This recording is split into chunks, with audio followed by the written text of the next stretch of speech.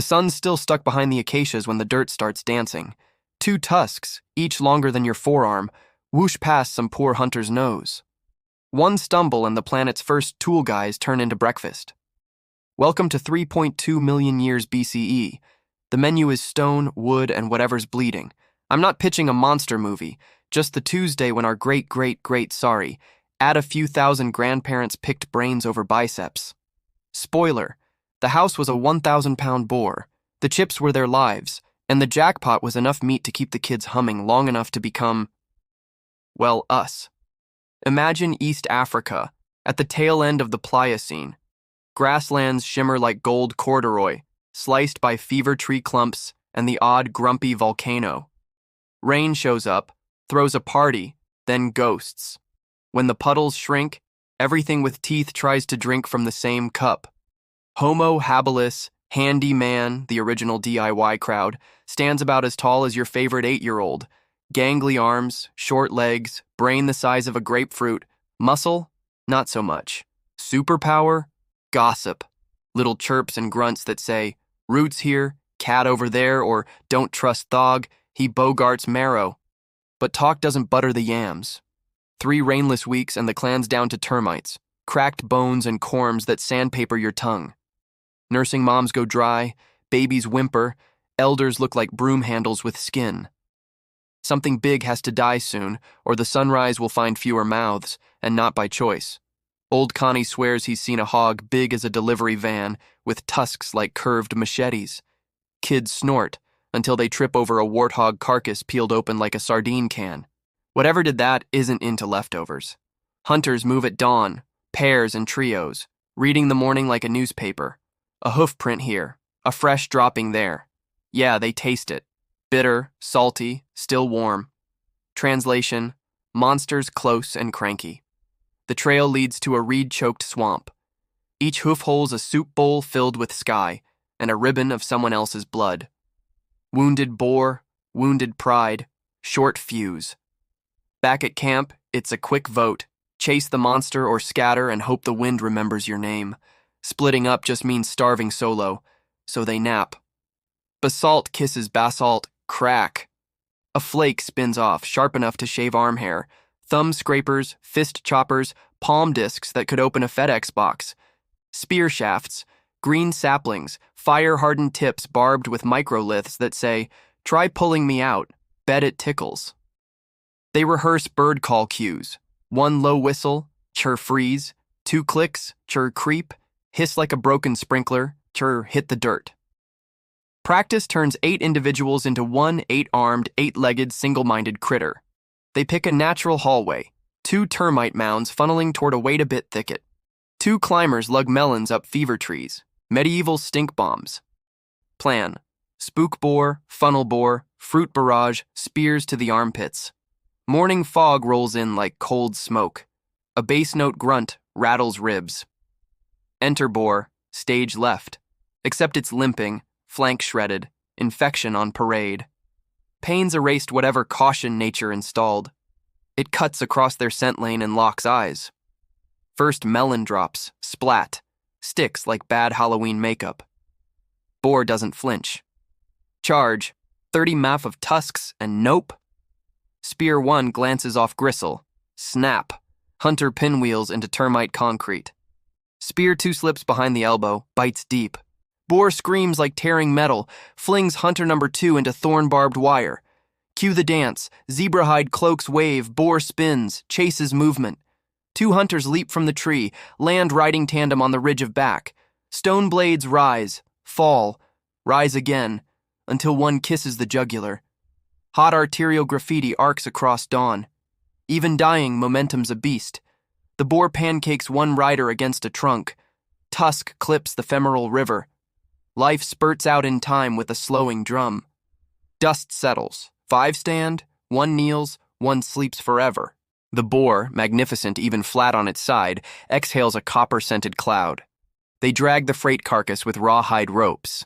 Every meter charges interest in thorns and sweat. At camp, kids who've forgotten how to cry suddenly remember. Tears, snot, and greedy eyes. Fires bloom from dung and precious yellowwood splinters.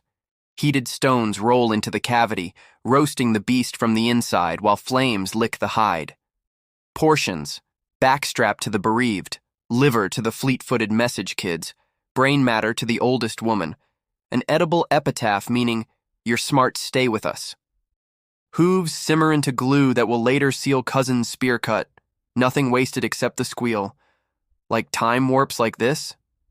Smack subscribe.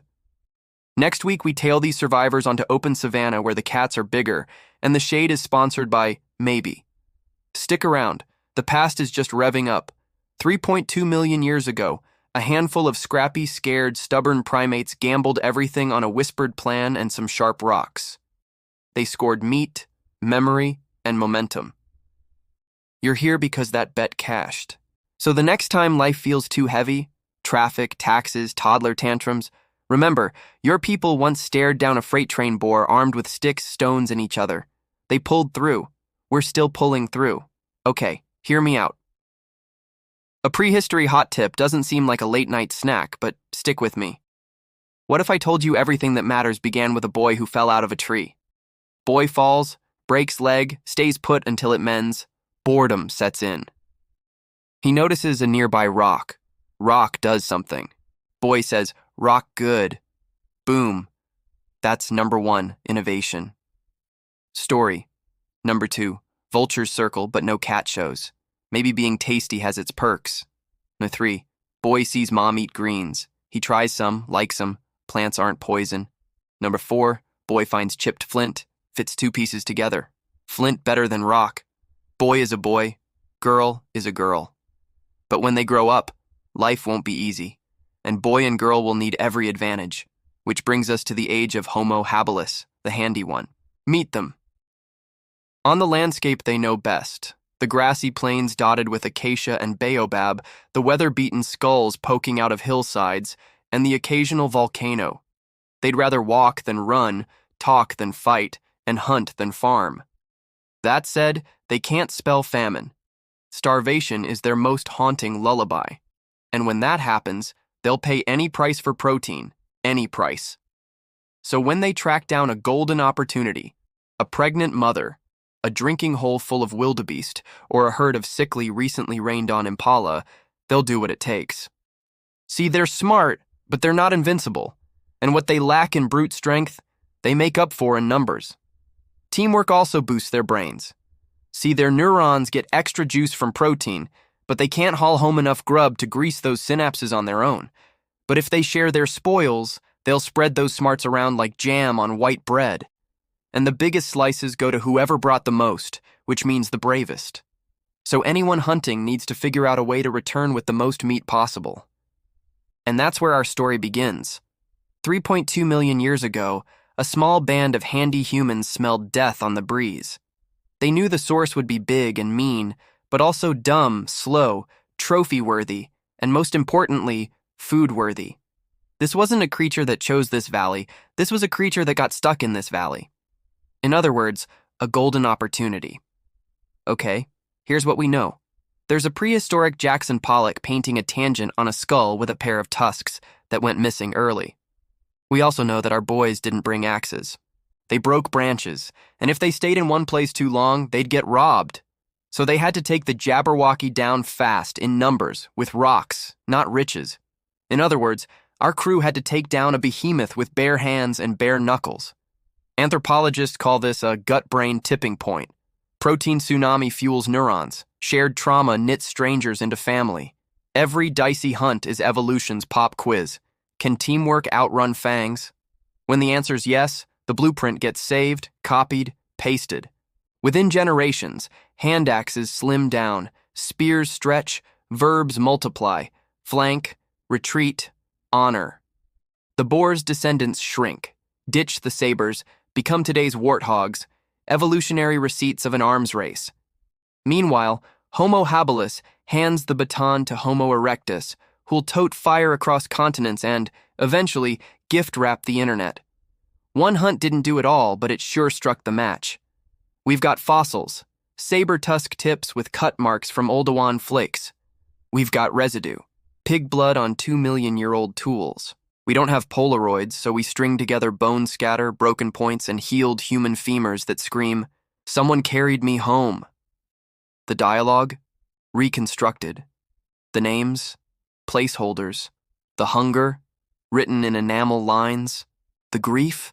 Never fossilized, yet every modern graveyard proves it happened. We bridge gaps with story because remembering where courage came from helps us find it when our own savannas dry out. Want more weekly warp drives? Hit subscribe, ring the bell, and the algorithm will let the deep past cut the line ahead of cat bloopers. Catch you on the next page of the Human Owner's Manual.